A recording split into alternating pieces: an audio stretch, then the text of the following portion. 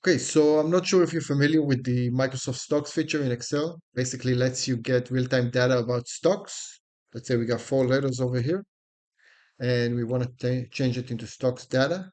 All we're going to do is going to go to data, stocks, and choose the company we wish to see. And there you got it.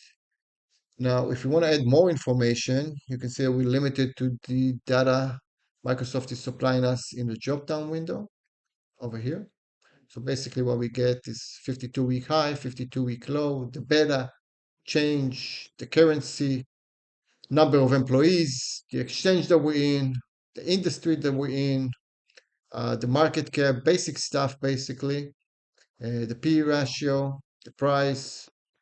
Let's add the ticker symbol over here. We're just going to click on ticker symbol. We're going to go over here and we get a ticker symbol for all five companies. What if we want to get more data about the company or anything you need from a different source like a website and not from what Microsoft was gracious enough to provide us with?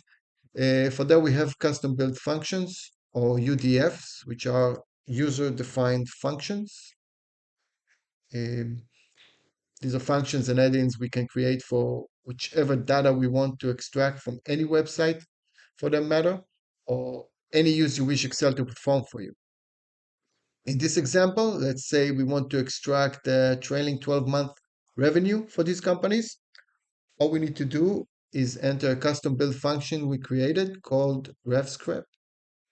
Just going to go over here, click RevScrap, and click it. Choose the ticker and let it fly. Now Excel is going to extract for us the revenue from Yahoo Finance. Okay, we got it for Amazon. We can drag it to Apple.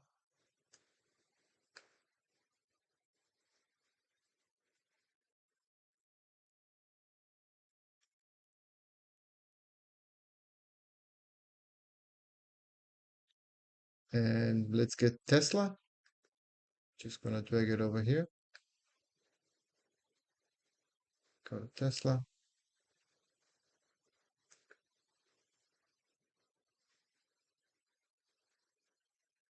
And now we can just grab from the web whatever we want, any information for our analysis.